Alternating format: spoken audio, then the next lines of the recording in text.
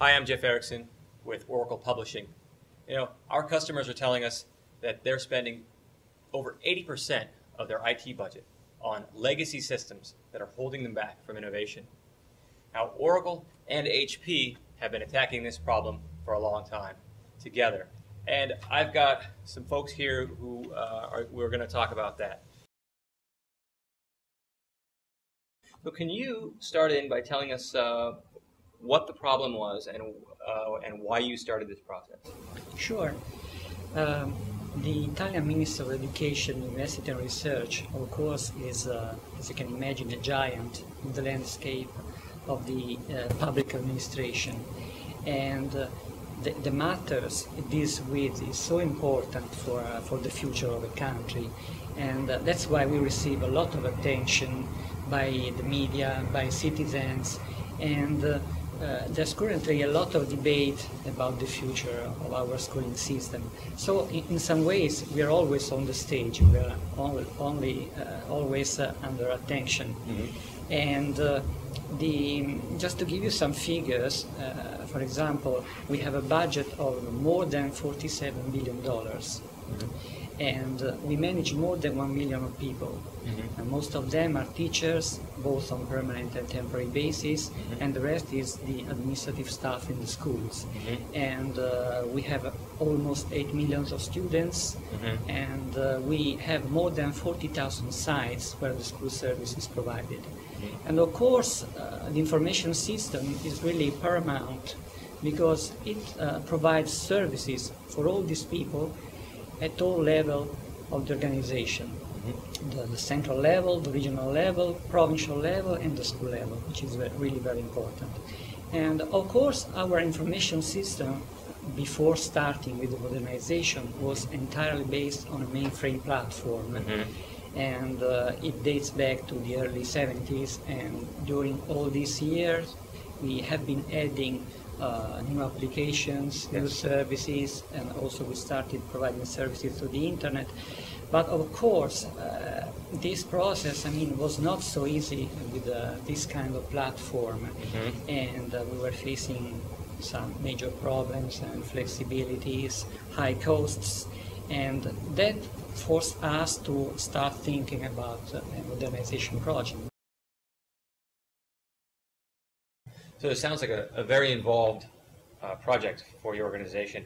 How did you sell it internally? Well, at the beginning, it's not very easy to do this because, our top management, they don't care a lot about IT. They are more involved in political decisions, in how to apply the new reforms to the school systems. But we define a communication strategy, and we organized meetings with the main stakeholders. We talked a lot about the objectives of the project. So at what point did you get the phone and call HP? Yes, we put the modernization project in a public competition. Mm. The public competition was won by HP. Okay. And it was, I would say, a lucky event because HP has been working for us for a long time, mm-hmm. since 1996.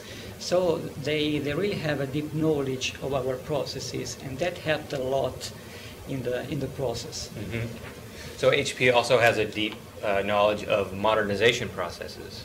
So you're able to put those two together. Can you talk about the process a little bit? Yes. So in terms of the process for addressing the ministry problem, we started by doing a deep analysis of the applications that the customer is running.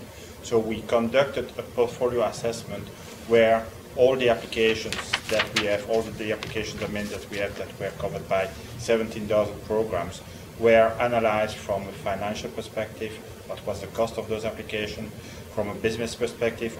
So Luke, tell me about the array of technology choices that you're able to offer to MIUR in this situation. So as stated previously in the portfolio assessment, we qualified the applications and we classified them depending on their business criticality, frequency of change, as well as the functions that they are performing. And we drove then in parallel different strategies for transforming those applications.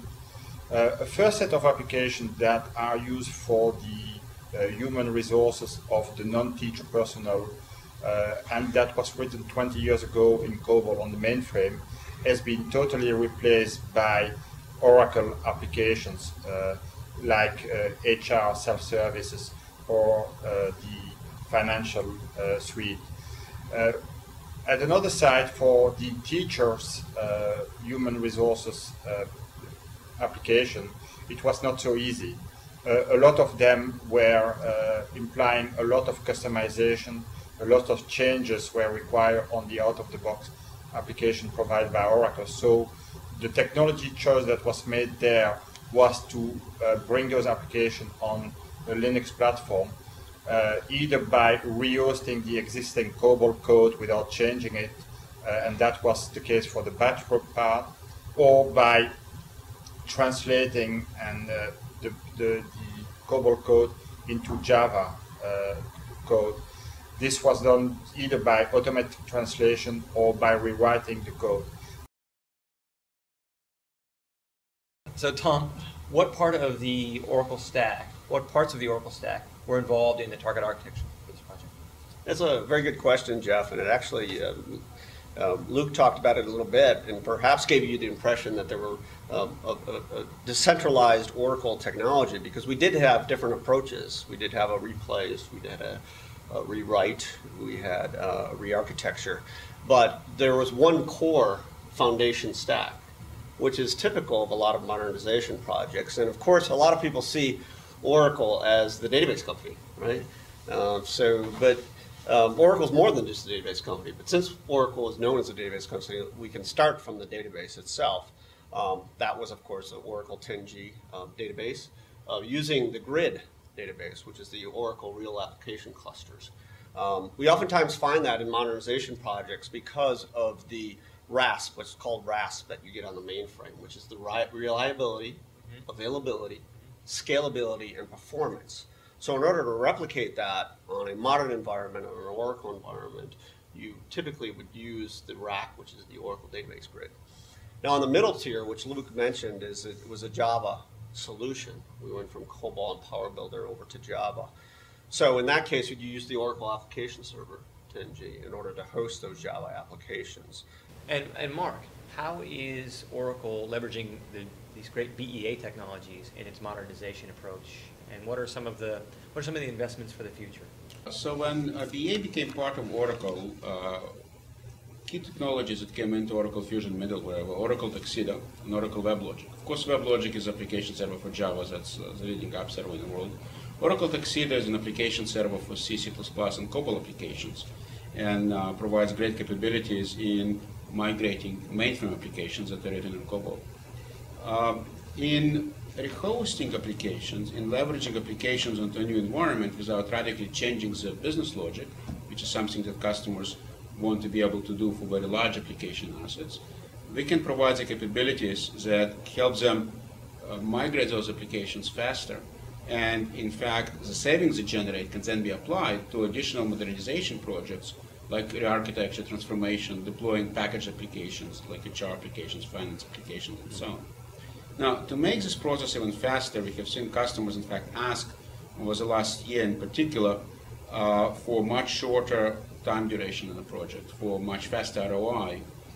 We have been investing in a set of migration tools that automate and industrialize the process, make it easier for customers to take their online and batch applications and migrate them intact to a new environment. Applications coming from IBM Kix environment, from batch environment with vSAM and DB2, data stores, JCL for batch, etc. And secondarily, we are investing in application runtimes as part of our middleware infrastructure within the Tuxedo environment to enable those applications to leverage the same APIs, the same infrastructures they've been accustomed to in the mainframe world in an open system environment. This application runtimes make it easier and faster to migrate the application, minimize the change, and help customers see their return on investment so much sooner.